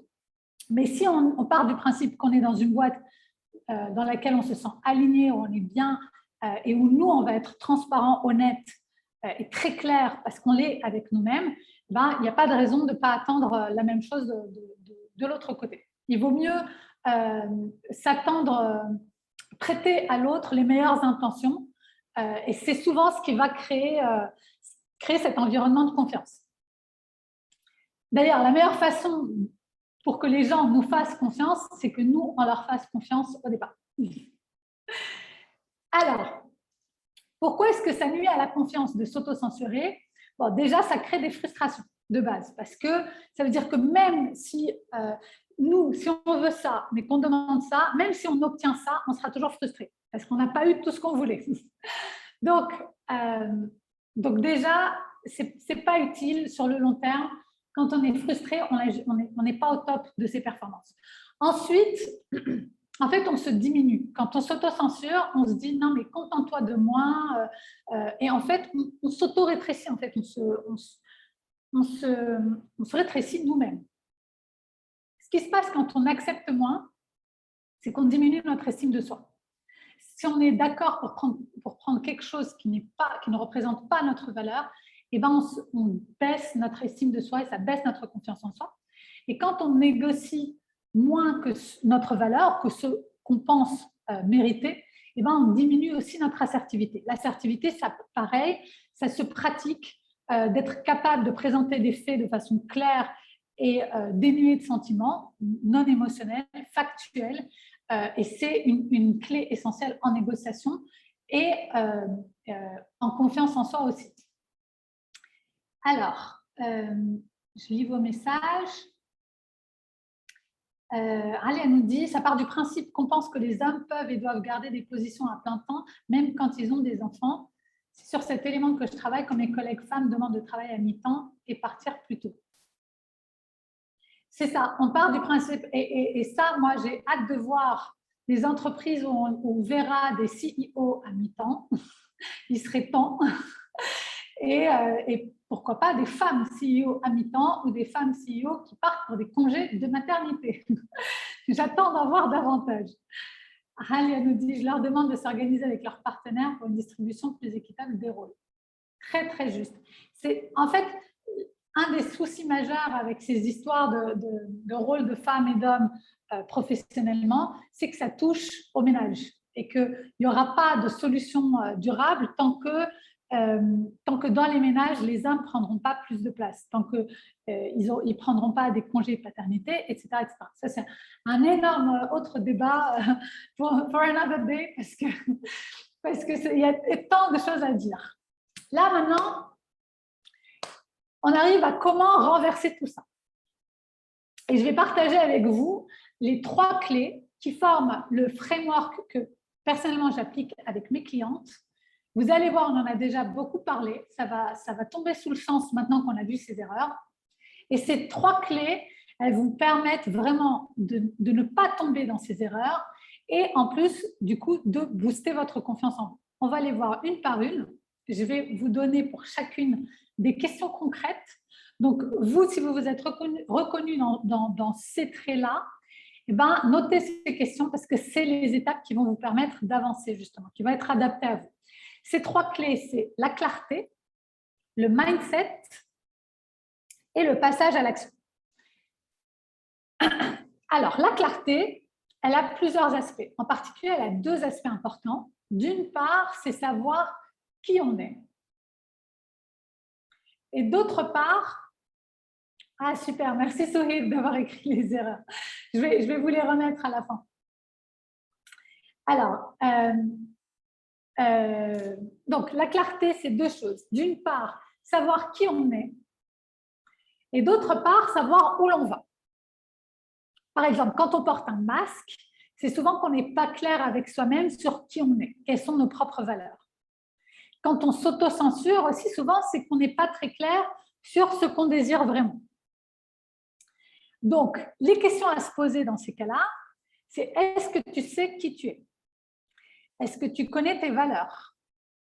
Est-ce que tu connais ton style de management? On en a parlé aussi dans la première erreur. Est-ce que tu sais ce qui est important pour toi en tant que manager ou en tant qu'employé? Tes valeurs. Est-ce que tu sais comment tu te différencies des autres professionnellement? Donc là, on en a parlé aussi quand on a parlé de négociation. C'est important de savoir quels sont tes atouts, quelles sont tes forces. Est-ce que c'est quelque chose que tu sais aujourd'hui sur toi-même? Et quelles sont tes faiblesses aussi? Quels sont les points sur lesquels tu as besoin de travailler, tu souhaiterais travailler? Ça, c'est qui on est. Il y a aussi la clarté sur où est-ce qu'on souhaite aller, et ça, c'est la vision. Est-ce que tu sais où est-ce que tu souhaites être dans 1 an? Même dans 5 ans? Alors, souvent, la réponse bateau, je vais dire, je ne sais pas si c'est votre cas, mais c'est professionnellement, j'ai été augmentée et j'ai eu une promotion. Pour moi, ça, c'est une réponse bateau parce que ce n'est pas clair en fait, ce n'est pas suffisant. Ça, c'est suivre encore une fois le chemin tout tracé, c'est suivre le troupeau.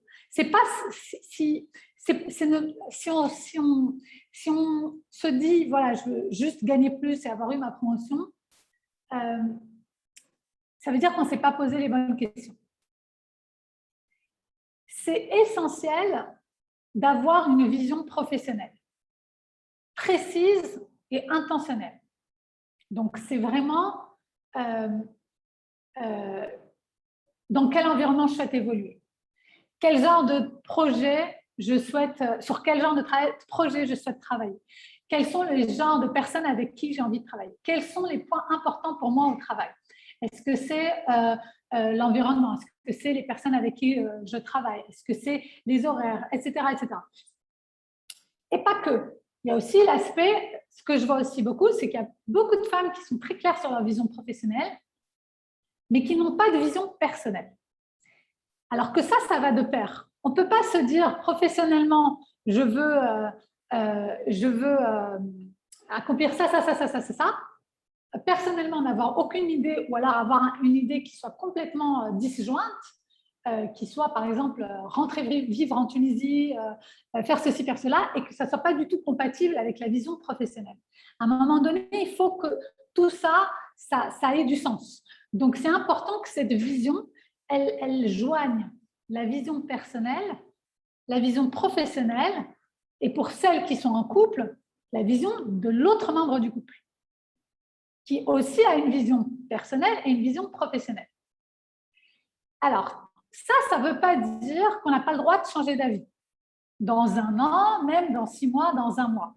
Ça veut dire qu'il faut être clair sur un cap. Il faut se fixer un cap, être clair sur ce cap. Et si on décide qu'en fait, on se rend compte que ce n'est pas ça, ce n'est pas ce qu'on voulait, avoir le courage de changer de cap, mais rester clair. Si on n'est pas clair, c'est qu'on ne s'est pas posé les bonnes questions. Et du coup, la conséquence, c'est qu'on ne va pas avoir de priorité, qu'on ne va pas être en mesure de prendre des décisions. Donc, par exemple, tout à l'heure, quelqu'un posait la question si je ne sais pas quelle action prendre. C'est souvent qu'on ne sait pas où on va.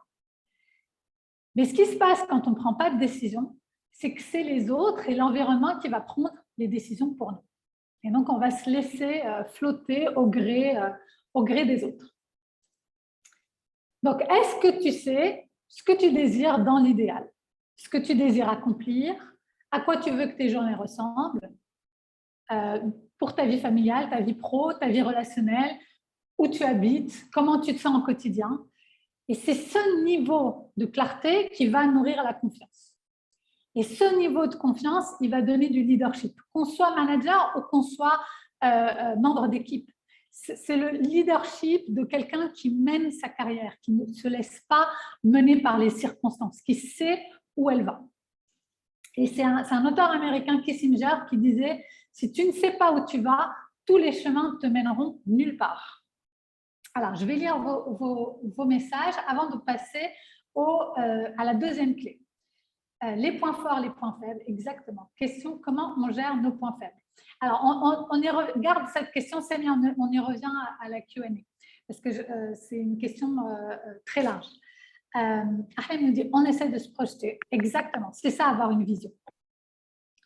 C'est bien. Parfois, j'ai du mal avec des plus jeunes qui n'ont pas d'ambition et qui n'ont pas de plan en motivation. Comment les aider à trouver cette vision professionnelle et à trouver une target? Alors, on ne peut pas vouloir les choses plus que les autres. Ça, c'est la première chose que je veux poser. La deuxième chose, c'est de les faire se projeter dans l'avenir et de leur donner, en général, les gens peuvent être bloqués par rapport à une vision. Ne pas savoir, c'est très fréquent que les gens ne sachent pas ce qu'ils veulent. Quand on retire, surtout les gens qui ont tendance à être négatifs, ils vont savoir ce qu'ils ne veulent pas, mais pas forcément ce qu'ils veulent. Donc, première étape, ça peut être de leur demander ce qu'ils ne veulent pas et d'en déduire du coup ce qu'ils veulent. Ça peut être plus simple. Mais deuxième étape aussi, c'est de leur demander, de leur proposer en déverrouillant toutes les barrières. Donc, en disant, voilà, si tu avais une vie éternelle, un budget illimité, une baguette magique, qu'est-ce que tu créerais? Voilà, tu as 3 vœux, 10 vœux du génie de la bouteille, vous avez compris, de la lampe. Quels seraient tes vœux? Et ce serait quand même étrange que les gens ne rêvent pas grand. Et c'est plus facile parfois de rêver très grand. Et c'est important de rêver grand.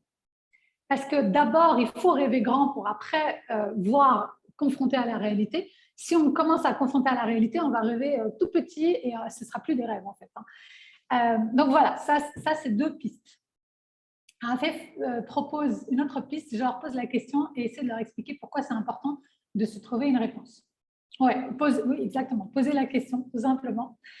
Souhil, personnellement, je leur organise une visite vers des firmes internationales établies en Tunisie pour leur faire voir que ce serait possible de s'y faire une place, sinon de voir qu'en Tunisie, on peut bosser de façon parfaite, motivante. L'effet est là, pas optimal, mais là, c'est juste une proposition.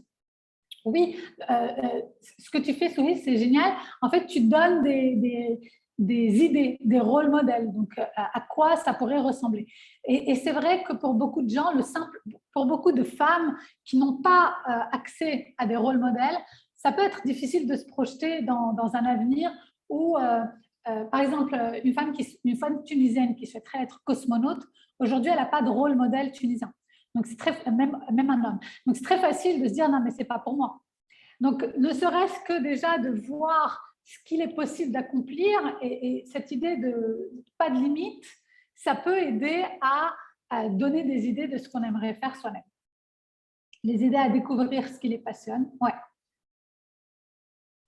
Alors, Souhil, s'il vous plaît, une réponse à ma question vis-à-vis de l'émotion. Est-ce que tu peux la reposer, Souhil? Je l'ai perdue et là, elle est dans le flow.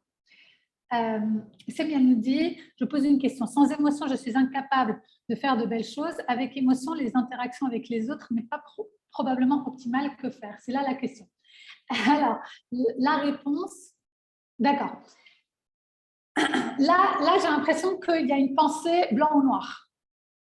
Que soit je dois avoir 0 émotion, mais dans ce cas-là, je ne suis pas motivée, je ne suis pas moi-même. Soit je mets full on mes émotions, mais dans ce cas-là, les interactions avec les autres ne sont probablement pas optimales. Déjà, première question, qu'est-ce qui te fait croire que les interactions ne sont pas optimales?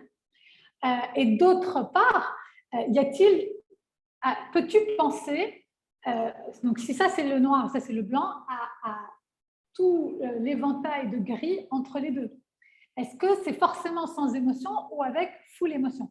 Est-ce que, et une chose essentielle sur laquelle on travaille avec mes clientes très régulièrement, c'est apprendre à vivre ces émotions, à gérer ces émotions pour qu'elles ne deviennent pas source de problèmes dans des relations. Souvent, quand les émotions posent des problèmes dans nos interactions, je pense là par exemple à quelqu'un m'énerve et je crie sur la personne, en fait, on n'est pas juste en train de vivre son émotion, on est en train de se laisser contrôler par l'émotion. Et pour moi, il y a tout un monde entre se laisser contrôler par son émotion parce qu'on n'a pas appris à la vivre, à la comprendre, à comprendre son message et à la laisser passer pour après agir de façon, en prenant compte cette émotion, mais en restant rationnel. Et il y a un monde entre ça et entre se laisser complètement dépasser par ses émotions. Est-ce que ça répond à ta question, Souhil? Il faut savoir, d'autre part, que chaque émotion a un message à transmettre. Les émotions, elles ne sont pas là au hasard. C'est vraiment, chaque émotion représente un ou plusieurs messages et c'est souvent lié à des besoins que l'on a. Donc, ne pas écouter ces émotions, c'est faire abstraction des besoins que ces émotions nous envoient. Donc, par exemple, pour reprendre l'exemple de la colère, le besoin derrière la colère, et tu peux me dire quelle est justement l'émotion que tu n'arrives pas aujourd'hui à gérer? La colère, c'est souvent un message de il y a une de mes barrières qui a été franchie. Une de mes boundaries, que ce soit physique ou mentale, quelqu'un a dépassé une de mes limites. Donc, si on essaie de faire abstraction, on va se laisser bouffer par l'autre personne, au propre ou au figuré. Si on se laisse contrôler par sa colère, ben on va pas être quelqu'un de potable. Mais si on comprend le message de cette colère, on va se dire quelle est la limite que cette personne a franchie, comment est-ce que je peux revenir à un état où je me sens en sécurité et safe, de quoi j'ai besoin pour revenir à cet état-là, et comment je peux communiquer à l'autre personne qu'il y a une limite qui a été franchie, que peut-être que la personne ne le savait pas, voilà la limite. Et là, on a écouté sa colère. Le fait de l'avoir rationalisé, d'avoir compris le message derrière, eh ben, généralement, ça va aider à vivre cette colère et la laisser passer et pouvoir agir en conséquence en l'ayant écouté sans être dans la colère, dans notre réponse. Alors, pour moi, c'est tout à fait le contraire. Je mets le masque pour que mon émotion ne gêne pas les autres. Donc, c'est ça. Il y a cette idée que tes émotions vont gêner les autres personnes. Donc, la première question, c'est est-ce que ces émotions te gênent toi? Et est-ce que tu peux passer plus de temps à comprendre ce que ces émotions essayent de te transmettre comme message? Les émotions, c'est vraiment un très beau cadeau. Plus les émotions sont déplaisantes, plus c'est un beau cadeau. L'envie, par exemple, ça nous permet de mettre le doigt sur des choses chez les autres qui nous attirent, donc des aspirations en nous dont on n'était pas forcément conscient. La frustration, ça nous permet de comprendre des désirs inassouvis. Sinon, on ressentirait de l'indifférence, pas de la frustration. Donc, toutes nos émotions sont vraiment là pour nous apporter des messages qu'on ne serait pas forcément capable de trouver sinon. Surtout pour les personnes, ça me fait penser, Seigneur, à ta question sur comment savoir à quoi j'aspire. Aller chercher les émotions désagréables, de frustration, de colère, etc., ça peut nous aider à comprendre quels sont nos désirs cachés derrière, nos désirs inassouvis, et donc à aller explorer un monde dont on n'est pas forcément conscient. Et c'est ces émotions déplaisantes qui nous y aident. Alors, on va continuer sur la deuxième clé, qui est le mindset. Le mindset, c'est notre vie intérieure. Donc, c'est tout ce dont on a parlé. Les pensées qu'on a sur soi-même, les croyances et les croyances limitantes, les croyances, les pensées qu'on a sur les autres, sur l'avenir et les émotions qu'on éprouve aussi. Donc ça, par exemple, c'est dans l'erreur 2, quand on doute de soi, dans l'erreur 4, quand on s'auto-censure, on voit bien que ce qu'on pense de soi ou ce qu'on pense de ce qui est possible pour nous, ça peut déjà être une énorme barrière pour réaliser nos ambitions et pour déployer toute notre confiance. Donc, les questions, et alors là, je vous invite vraiment à réfléchir à ces questions parce que vous étiez beaucoup à vous être reconnus dans le deuxième exemple. Est-ce que tu sais aujourd'hui ce qui t'empêche d'être là où tu souhaiterais être? Là où tu souhaiterais être. On a parlé de clarté sur là où tu souhaites être. Qu'est-ce qui aujourd'hui fait que tu n'y es pas? Quels sont les obstacles? Et est-ce que ces obstacles sont liés à ton mindset, à ce que tu penses de toi, ce que tu penses de tes compétences? Est-ce que tu crois en toi? Est-ce que tu as confiance en toi, en ton potentiel, en tes capacités à y arriver? Est-ce que tu sais gérer tes pensées, tes peurs, tes émotions, ou est-ce qu'elles te contrôlent aujourd'hui? Est-ce que tu as les outils dont tu penses avoir besoin pour justement apprivoiser ta vie intérieure, comprendre ta vie intérieure, comprendre tes pensées et opérer au meilleur de ton potentiel? Et Inès nous dit, ce qui m'empêche finalement, c'est peut-être moi-même, ce fameux doute qui entraîne la procrastination. C'est ça. Le mindset, c'est essentiel là-dessus. C'est une des parties les plus importantes du travail que je fais avec mes clients. En fait, si la réponse c'est non à est-ce que tu as les outils, est-ce que tu sais gérer, etc. Si la réponse est non, la question suivante, c'est qu'est-ce que tu peux faire pour les acquérir? Ça, c'est typiquement le gros du travail que je fais avec mes clientes, parce que la réalité, c'est que ces compétences aujourd'hui, on ne les a pas apprises à l'école. On ne nous apprend pas à gérer nos pensées, à gérer nos émotions. Qu'est-ce que c'est qu'une émotion? Quels sont les messages que traduisent nos émotions? Et souvent, derrière chaque peur, donc la peur, c'est une émotion déjà, il se cache une compétence qu'on ne maîtrise pas encore. Quand on a peur de parler en public, c'est qu'on n'est peut-être pas encore au top de sa compétence de parler en public. On ne l'a pas encore pratiqué suffisamment souvent ou qu'on n'a pas la technique pour le faire. Quand on a peur de demander une augmentation, c'est peut-être aussi qu'on n'a pas appris à négocier, etc., etc. En fait, il y a beaucoup de peurs qui cachent en fait des compétences qu'on n'a pas encore. Alors, salut Alia, contente de t'avoir connue. Et Rafef nous dit, first thought, lack of opportunities, is lack of opportunity up to me to change maybe? Alors, lack of opportunity, et je vais parler de manière générale de tout ce qui est... alors, je vais formuler différemment.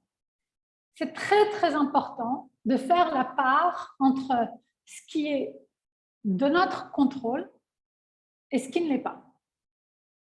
Parce qu'on peut passer énormément de notre énergie à travailler sur des choses qui ne sont pas de notre contrôle. Donc, c'est très important de faire la différence entre ce qui est entièrement sous mon contrôle à moi.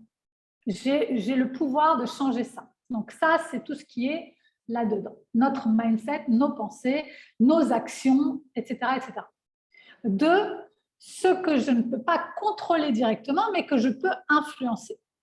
Par exemple, les gens avec qui je travaille. Je ne peux pas les contrôler, je ne peux pas les forcer à faire des choses, que ce soit mon équipe ou mes managers ou mes collègues, mais je peux les influencer, je peux les convaincre, je peux les encourager, etc., à agir d'une façon qui va m'arranger. Et 3, c'est ce sur quoi je n'ai pas de contrôle et je n'ai pas d'impact.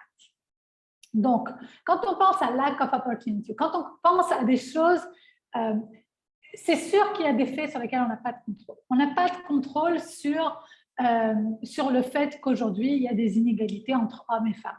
Sur le fait, on a un certain contrôle à l'échelle associative, on peut travailler à ce que ça change à l'avenir, mais il y a une réalité qui est là. Si on s'acharne à se dire c'est ça le problème, on va passer à côté de tout ce sur quoi nous, on a du contrôle et tout ce sur quoi nous, on a de l'influence. Donc, c'est bien de savoir que voilà, les opportunités ne sont pas les mêmes. Après, est-ce que tu peux regarder quelles sont les choses qui sont sous ton contrôle ou sous ton influence qui pourraient te permettre d'avoir plus d'opportunités? Est-ce que te faire connaître d'autres personnes, de personnes plus haut placées? Est-ce que te faire sponsoriser? Est-ce que te faire mentorer? Est-ce que agrandir ton network, etc., etc., peuvent être dans ton contrôle ou dans ton influence pour te donner justement ces opportunités que tu penses ne pas avoir, auxquelles tu penses ne pas avoir accès aujourd'hui. Alors, Senda nous dit, pour la peur de parler en public, à mon sens, ce n'est pas juste une question de compétence. Je suis d'accord, ce n'est pas que des compétences, mais souvent, il se cache aussi une part de compétences.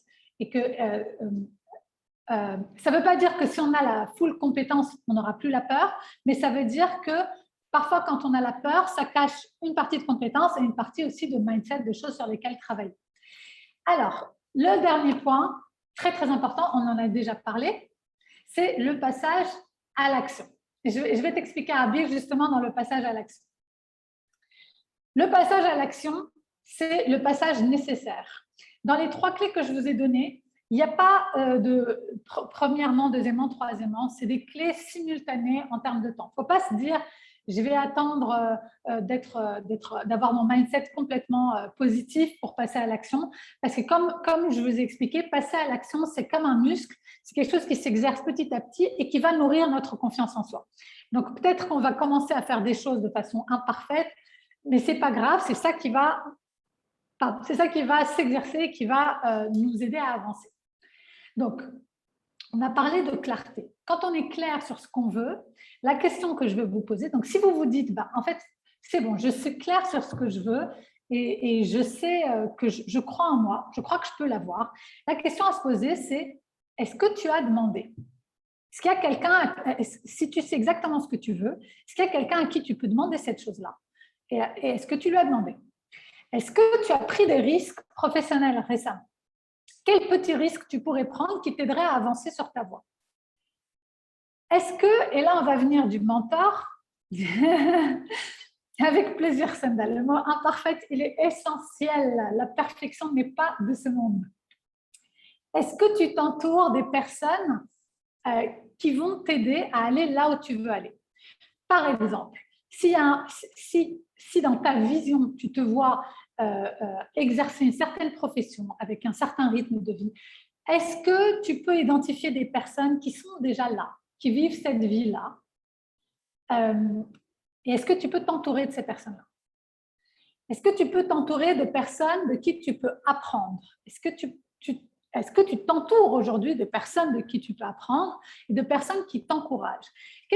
Une chose que je vois très souvent, qui aurait pu être une erreur elle aussi, c'est des femmes, il y a énormément de femmes qui professionnellement vont s'entourer de personnes qui leur sont juniors. Elles vont avoir un énorme réseau de femmes juniors, elles vont être le mentor, elles vont être l'exemple, le rôle modèle, et c'est génial. By all means, continuez, allez-y, c'est très bien de mentorer des personnes plus juniors, de les aider, de les apprendre, de leur apprendre à se développer. Mais pour que vous continuiez d'apprendre, pour que vous continuiez de vous développer, pour que vous nourrissiez votre réseau, c'est essentiel de vous entourer, vous aussi, de personnes qui vous sont seniors, de rôles modèles, de personnes qui ont les rôles qui vous font envie, que ce soit la vie personnelle, la vie professionnelle, et encore mieux si c'est les deux, de femmes et d'hommes qui ont ce à quoi vous aspirez, qui vont pouvoir vous guider. Et c'est essentiel, là aussi, de passer à l'action, donc d'aller vers ces gens-là, de leur demander comment ils sont arrivés là, de leur demander conseil, de leur demander est-ce que tu peux m'aider, moi j'adore ce que tu fais, j'aimerais faire ça, comment je peux le faire, de leur demander de l'aide aussi. Et c'est ça ce que j'entends par se faire mentorer. C'est identifier des personnes qui sont sur le chemin de là où tu veux aller et t'entourer d'eux, de leur proposer de prendre un café, de faire connaissance, de leur dire voilà, j'ai vu que tu fais ceci, ceci, cela, ça m'intéresse énormément, j'aimerais que tu m'en parles plus, que tu vois, est-ce que ça ressemble à ce que tu veux vraiment, que ça t'aide à faire tes choix et que tu t'en aides pour avancer. Voilà, est-ce que ça répond à ta question, Abid, justement? Shiraz nous dit the network is very, very important. You'll be the reflection of the 6-8 people surrounding you. Complètement. Et donc, une autre question à se poser, c'est qui t'entoure aujourd'hui? Est-ce que ce sont des personnes qui t'encouragent, qui te tirent vers le haut ou pas? Et si ce n'est pas le cas aujourd'hui, qu'est-ce que tu peux faire pour justement t'entourer des personnes qui vont te tirer vers le haut, des personnes qui vont te guider, des personnes qui vont t'aider à acquérir les compétences dont tu as besoin pour aller là où tu vas? Alors, Sourire nous dit, clarté, avant il y avait Inès, en fait, chercher dans nos réseaux, connaissance famille, des modèles pour nous inspirer, se charger pour avancer. Je n'ai pas très bien compris. Peut-être prendre en charge, enfin, bref, en tout cas, c'est très, très important de s'entourer, ça c'est clair. Sourire nous demande, c'est quoi le 3? Le 3, c'est le passage à l'action, en fait, il n'y a pas de 4. Voilà, alors, on a vu ensemble, donc on arrive à la fin, on a vu ensemble que notre confiance est là, en nous, il faut juste aller la retrouver. On a vu les 4 erreurs classiques qui sont des indicateurs, des points à travailler pour booster sa confiance en soi. 1, porter un masque. 2, douter de soi constamment. 3, jouer la sécurité. 4, s'auto-censurer dans ses choix. Et du coup, comment construire, retrouver une confiance en soi inébranlable? Quels sont les 3 piliers? C'est les fondements de ma méthodologie de coaching. Revenir à la base, donc à toi, gagner en clarté sur toi et ta vision. Ça, c'est la clarté. La deuxième clé, c'est le mindset, gérer ta vie intérieure. Et pour ça, il y a de nombreux outils. Et 3, c'est le passage à l'action, prendre des risques, demander plus et bien s'entourer. Alors, dites-nous en commentaire quel est le pilier sur lequel vous pensez avoir besoin de travailler. Et une question pour vous à emporter avec vous, c'est l'action que vous vous engagez à faire dès la semaine prochaine qui va vous faire avancer dans la direction de votre vision. Je regarde les questions. Comment développer son network pour arriver à identifier par la suite les mentors? Alors, quelle est la difficulté pour toi dans développer ton network? Est-ce que c'est identifier les profils ou est-ce que c'est parler aux gens? Quelle est l'idée pour toi? Une des choses qui, moi, m'a aidé à développer mon network, il y a 2 choses. La première, c'est d'arrêter de le voir comme un effort professionnel, comme une autre chose à faire sur la to-do list, et le voir plus comme construire des relations de la même façon qu'on construit des relations amicales. Ça n'a pas besoin d'être plus que ça, de rencontrer des gens, de découvrir des gens et d'avoir envie d'échanger. Et le destin décidera, comme pour toute amitié, où cette amitié nous mènera. Il n'y a pas forcément besoin d'avoir d'idées préconçues au préalable. Une autre chose qui m'a aidée, c'est le milieu associatif. Personnellement, j'étais responsable du réseau féminin dans mon entreprise. Et ça, en fait, ça m'a donné une carte d'entrée, on va dire, pour pouvoir discuter avec des gens avec lesquels j'aurais jamais osé discuter avant parce que je ne pensais pas avoir la légitimité. Mais le simple fait de participer à des événements comme les événements de Connect Humain, de Latuge, donc c'est justement ça. Par exemple, aujourd'hui, on est combien là? On est, je ne sais pas combien on est à peu près 1, 2, 3, 4, on est plus d'une vingtaine. Au début, les personnes se sont introduites. Il y a peut-être des personnes qui vous ont paru, ah, mais elle, ça a l'air très intéressant ce qu'elle fait. N'hésitez pas à envoyer un message, à dire j'aimerais qu'on prenne un peu de temps pour discuter ensemble. Toute opportunité est l'occasion de rester curieux et de voir des gens, de découvrir de nouvelles personnes. Est-ce que ça répond à ta question sur le network? Inès nous dit, se charger, c'est lorsqu'il nous inspire et ça nous booste pour avancer dans notre vie, comme vous aujourd'hui. Ah, merci Inès. Avec plaisir. Exactement, ouais. Recharger les batteries et avancer. Alors, Sorel me dit, mon pilier manquant, c'est s'entourer de ceux qui me feraient apprendre et m'encourager. Je suis plutôt senior. Alors voilà, là, tu as déjà une action en tête de quoi faire la semaine prochaine, de commencer à regarder. Et juste, je vais te dire, juste le fait d'avoir ça en tête, ça va te mettre ton attention, ça va te rendre plus attentive. Quand tu vas discuter avec des gens seniors, pose-toi la question, est-ce que c'est des gens qui m'inspirent? Et si c'est des gens qui t'inspirent, envoie-leur un message ou dis-leur, vous m'inspirez vraiment, ou tu m'inspires vraiment, est-ce que ça te dirait qu'on prenne un café? Si tu les rencontres, n'hésite pas à complimenter les gens ou à leur dire c'est génial ce que vous faites et vous êtes un rôle modèle pour moi. Imagine quand quelqu'un te dit ça, le baume au cœur que ça te procure, eh ben, tu peux offrir gracieusement un compliment à quelqu'un et en plus, ça peut te permettre de créer une relation, de nouer un début de relation en tout cas. Inès nous dit, le pilier sur lequel je désire travailler, c'est la clarté pour ma vision professionnelle. Super. On est 22. Donc, n'hésitez pas déjà à networker entre les 22 présentes aujourd'hui. N'hésitez pas à me contacter d'ailleurs si vous avez des questions, si le coaching vous intéresse, vous voulez en savoir plus. Je vais vous mettre mon Instagram où je partage du contenu et mon site web. Je sais que Semia me dit qu'il faut qu'on arrive à la fin aussi. Donc, c'est pour ça que je partage ces infos. Voilà. Je finis les messages. Donc, Senda me dit, pour moi, je crois que je dois travailler sur ma vie intérieure, penser, etc. Pas très bien saisi. Et aussi se trouver des personnes, des mentors. Super. Bah déjà, là, ça vous donne énormément de clarté sur la prochaine étape. Je suis contente, Senda, que ça t'ait apporté cette clarté-là. Souhir nous dit, j'ai été membre de bureau de 6 associations. Ça ne m'a pas aidé. En ma propre profession, ça me pousse à réfléchir sur le volet network. C'est intéressant, Cyril. Est-ce que dans ta tête, tu t'es dit, tu avais en tête l'idée que ça allait t'aider à networker? Souvent, le simple fait d'avoir une intention en tête, de te dire, moi, je savais que je voulais networker et je savais que j'avais du mal à networker et je m'étais dit, si je participe à cette association, ça va me donner une porte d'entrée.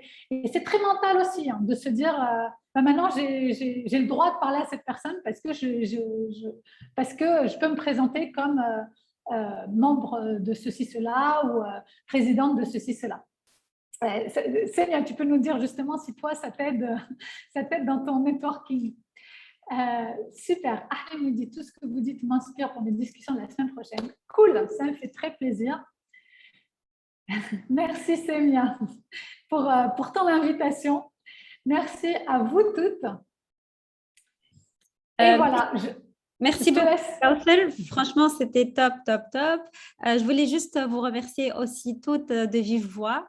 Franchement, c'était super intéressant. Et personnellement, j'ai adoré. Et c'est vraiment très useful et très instructive. J'ai appris beaucoup de choses. Et voilà, vraiment, merci, merci, merci, Kauthar. Et n'hésitez pas à contacter Kauthar directement, à me contacter.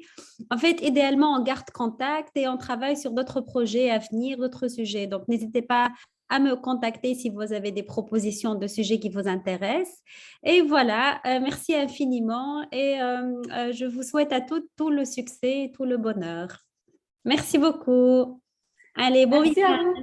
Merci beaucoup. Ciao. Bye, bye.